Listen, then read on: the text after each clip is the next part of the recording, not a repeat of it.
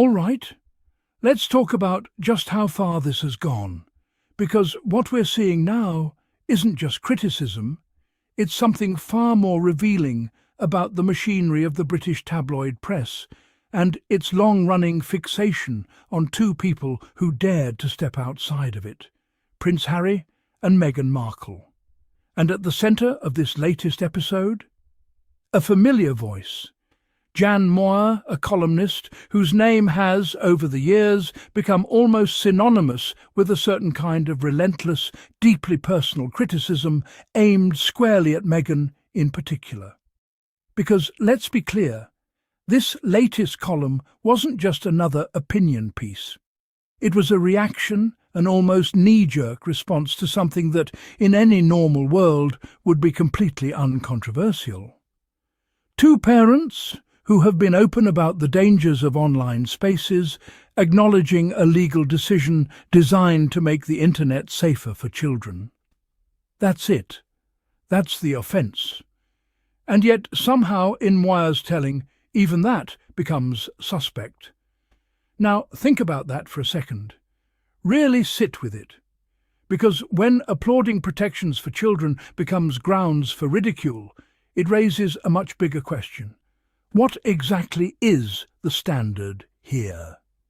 This is where the pattern becomes impossible to ignore.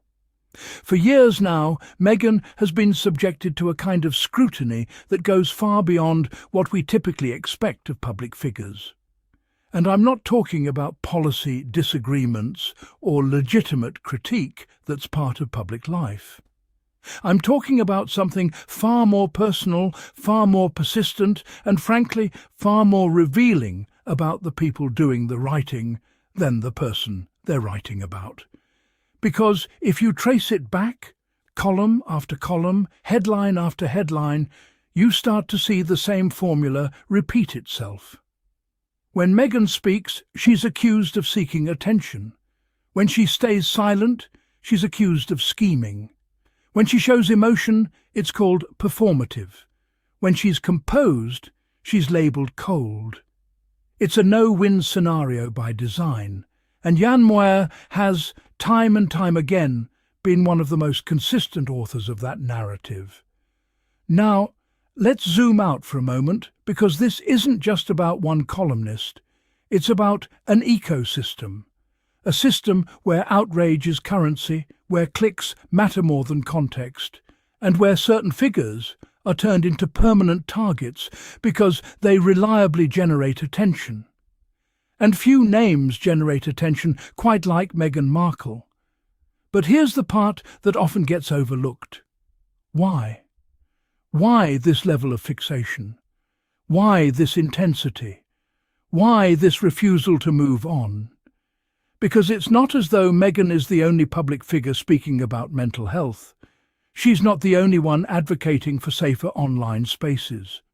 She's not the only one navigating life outside a traditional institution. And yet she is treated as though every action, no matter how small, no matter how benign, is somehow loaded with ulterior motive. And that brings us back to this latest column. Because if we strip away the rhetoric, what are we left with? Two individuals, Prince Harry and Meghan Markle, who have consistently spoken about the impact of online abuse. Not in abstract terms, but from lived experience. Harry has spoken about losing his mother, Princess Diana, and the role relentless media intrusion played in her life.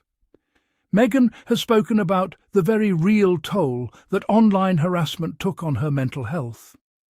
These aren't theoretical concerns, they're personal. So, when a legal decision comes along that aims to address some of those dangers, particularly for children, it would make sense, wouldn't it, that they would welcome it? Of course it would. And yet, in Moir's framing, even that becomes something to sneer at. That's not just criticism, that's inversion. It's taking something fundamentally positive and recasting it as suspect purely because of who is involved. And that's where this starts to feel less like journalism and more like performance. Because, let's be honest, outrage like this doesn't exist in a vacuum. It's part of a broader narrative that has been carefully cultivated over years. A narrative that positions Meghan as inherently inauthentic, inherently manipulative, inherently other. And once that narrative is established, it becomes self-sustaining. Every action is filtered through it. Every statement is interpreted through it. Every silence is filled in by it.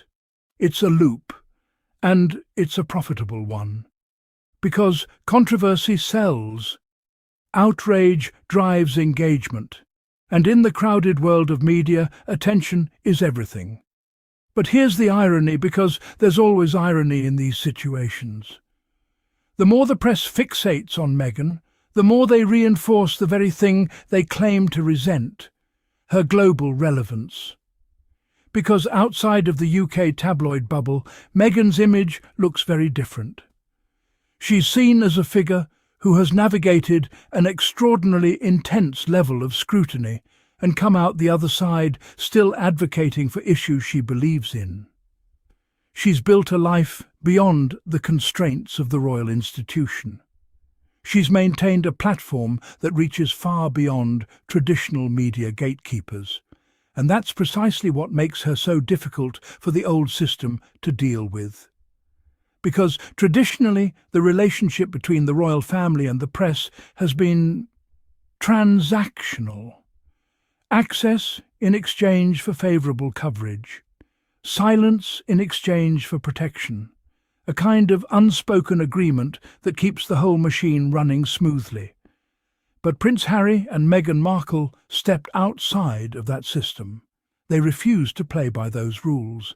And in doing so, they disrupted something much bigger than a few newspaper columns. They disrupted an entire business model. Now, does that mean they're beyond criticism? Of course not. No public figure is. But there's a difference, a very clear difference between critique and fixation, between analysis and obsession, between holding someone accountable and relentlessly targeting them regardless of what they do. And that's the line that time and time again Jan Moir seems to blur.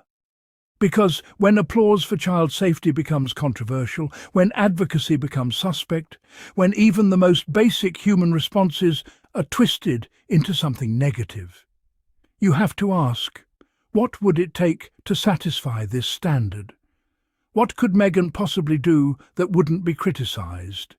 And the answer, if we're being honest, is probably nothing. Because the criticism isn't really about the actions, it's about the person. And once someone has been cast in that role, once they've been positioned as the perpetual antagonist in a media narrative, it becomes incredibly difficult to escape it. Every move is scrutinised.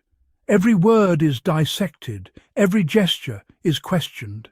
It's not a level playing field.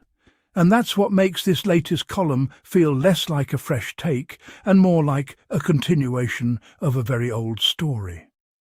A story where the same characters play the same roles over and over again. Where Meghan is the target. Where Harry is the enabler. Where the press positions itself as the arbiter of truth, even as it leans heavily into speculation and insinuation. And where readers are invited to participate in the spectacle. But here's the thing about spectacles. Eventually, people start to see through them. They start to notice the patterns, the repetition, the predictability. And once that happens, the outrage begins to lose its impact. Because it no longer feels organic, it feels manufactured, it feels like part of a script. And that's exactly what this latest moment reveals. Not something new about Meghan Markle, not some hidden truth about Prince Harry, but something very clear about the system that continues to target them. A system that, even in the face of something as universally supported as child safety, cannot resist the urge to turn it into a point of attack. And in doing so, it exposes its own limitations. Because when everything becomes a scandal, nothing really is. When every action is framed as wrong, the criticism loses its credibility. And when the same voices repeat the same arguments over and over again, the audience starts to tune out. So what we're left with is this: a columnist doubling down on a narrative that's beginning to feel increasingly out of step with reality. A couple continuing to speak about issues that matter to them, regardless of the backlash. And a public that is, slowly but surely, becoming more aware of how these narratives are constructed. Because at the end of the day, this isn't just about one article. It's about the stories we choose to tell and the ones we choose to question. And right now, more and more people are starting to question this one.